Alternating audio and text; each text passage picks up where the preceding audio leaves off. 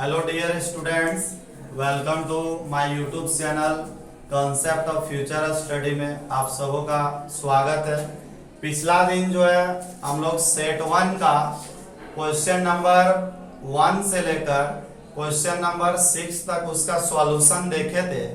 आज जो है रिमेनिंग सॉल्यूशन जो है वो सब देखेंगे। तो सबसे पहला नंबर जो क्वेश्चन है क्वेश्चन नंबर 7 कह रहा है कि डिफाइन ट्रांसवर्स वेव मोशन। मतलब ट्रांसवर्स वेव मोशन जो है हम लोग किसको कहते हैं। तो हम लोग जैसा कि पढ़े हुए थे वेव के बारे में स्टडी किए थे। Wave is a form of disturbance. Wave जो है एक बाधा का एक रूप है जो सिंपल हार्मोनिक वाइब्रेशन के कारण जनरेट होता है। और वेव को दो कैटेगरी में बांटा जाता है। एक होता है लॉन्गिट्यूडनल वेव मोशन और एक होता है ट्रांसवर्स वेव मोशन। जब मीडियम का पार्टिकल सपोज करो कि हमारा वेव जो है इस डायरेक्शन में जा रहा है, अगर उसी डायरेक्शन में पार्टिकल जो है पार्टिकल का जो डायरेक्शन है अगर उसी डायरेक्शन में अगर जा रहा है तो उसको बोलते हैं लॉन्गिट्यूडनल वेव। लॉन्गिट्यूडनल वेव का मतलब होता है थीटा इक्वल टू 0 डिग्री में वाइब्रेट करना है। ट्रांसवर्स का मतलब होता है 90 डिग्री में वाइब्रेट करना।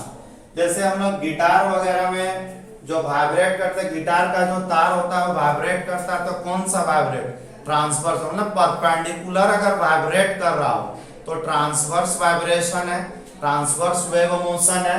और पैरेलली अगर वाइब्रेट कर रहा हो पैरेलली या थीटा इक्वल टू 0 डिग्री में along the motion of wave अगर वाइब्रेट हो रहा हो तो उसको हम लॉन्गिट्यूडनल वेव कहते हैं। तो सिंपल में हम लोग कह सकते हैं कि when the particles of the medium when the particles of the medium vibrate their mean positions. Mean positions का मतलब किसी मीन पॉइंट के आगे टू एंड फ्रो मोशन में वाइब्रेट करना। About their mean positions at perpendicular to the direction of, direction को shortcut में इस तरह लिख रहे हैं, direction of propagation of wave. propagation of wave, then this type of wave motion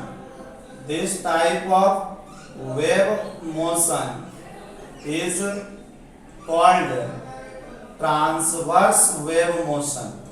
मतलब जब मीडियम का पार्टिकल और वेव का डायरेक्शन, मीडियम जिस डायरेक्शन में मीडियम का पार्टिकल वाइब्रेट कर रहा है वो वेव के डायरेक्शन पर अगर परपेंडिकुलर हो तो उस प्रकार के वेव मोशन को हम ट्रांसवर्स वेव मोशन कहते हैं। यहाँ मेन वर्ड ये वाला है, अगर perpendicular to the direction of propagation of wave है तो उसका नाम ट्रांसवर्स वेव मोशन कहलाएगा।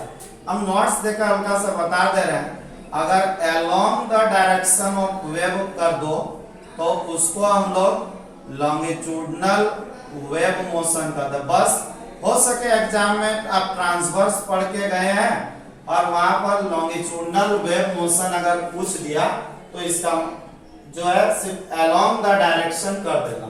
इसका एग्जांपल में बेस्ट एग्जांपल होगा इलेक्ट्रोमैग्नेटिक वेव।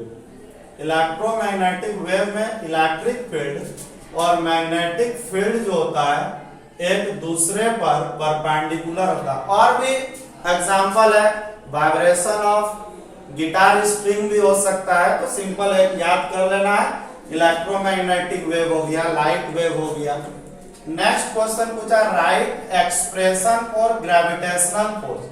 ग्रेविटेशनल फोर्स का एक्सप्रेशन निकालने बोला गया। एक्सप्रेशन लिखना है, right the expression for gravitational force. सिर्फ एक्सप्रेशन को लिखना है, बना के नहीं दिखाना। डेराइव वर्ड अगर यूज करेगा तो फिर बना के दिखाना पड़ेगा।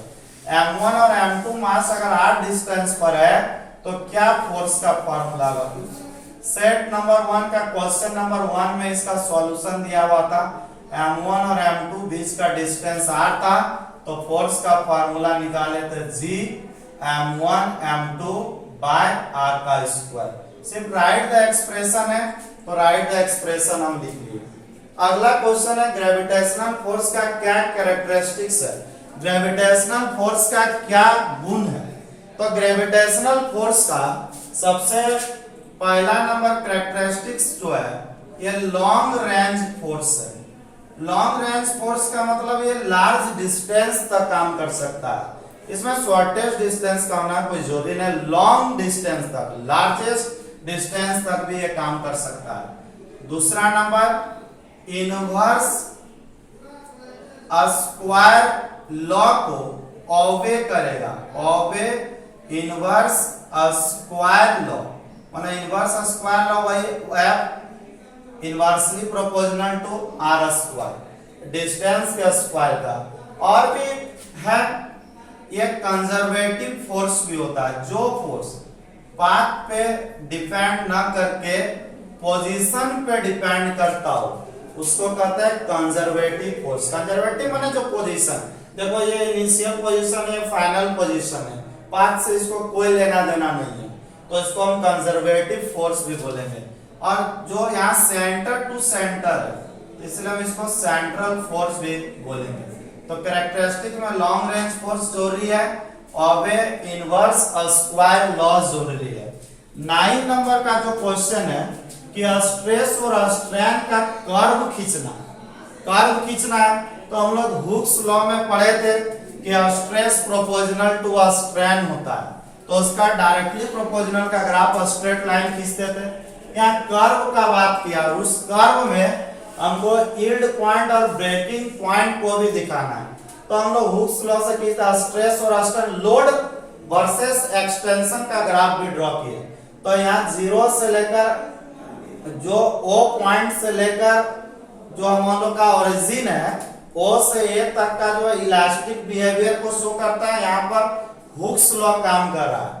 उसके बाद जो मान लो कोई स्प्रिंग को खींच लिए, तो कोई स्प्रिंग को खींच के अगर रख देंगे वापस जो है डिफॉर्मिंग फोर्स को हटा लेते हैं, तो वो वापस जो है अपने ओरिजिनल कॉन्फ़िगरेशन को गेन करता है। तो O से A तक इलास्टिक बिहेवियर को शो कर रहा है। उसके बाद जो है A पॉइंट जो है, इसके बाद से हम उसको खींचने शुरू करेंगे लोड वर्सेस एक्सटेंशन का ग्राफ में, तो A पॉइंट को हम लोग यील्ड पॉइंट कहते हैं।